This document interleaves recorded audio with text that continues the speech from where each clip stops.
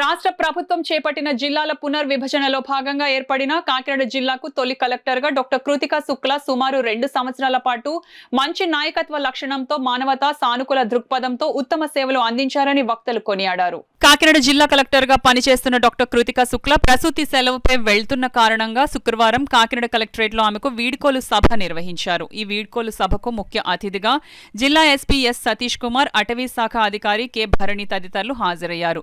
ఈ కార్యక్రమంలో ZP CEO A Sriramachandramurthy, DRDA PD K Sriramani, Kakinada commissioner J Venkatarao, ADC CH Naga Narasimharao, DM and HO doctor J Narasimhanaik, DWAMA PD A Venkatalakshmi, ICDS PD K Praveena, పశుసంవర్ధక శాఖ JD S Suryaprakasarao, AD survey B Lakshminarayana, Kakinada Peddapuram ఆర్డీఓలు Itla Kishore, J Sitaramarao, revenue association అధ్యక్షులు P Trinath, collectorate AO GSS Srinivasu, ఇతర వివిధ శాఖల అధికారులు తదితరులు పాల్గొన్నారు. 4th April Kakinada district bifurcation టైంలో తొలి కలెక్టర్ ఇక్కడ రావడం, దట్ ఈస్ గవర్నమెంట్ ఇచ్చిన ఒక ఆపర్చునిటీ.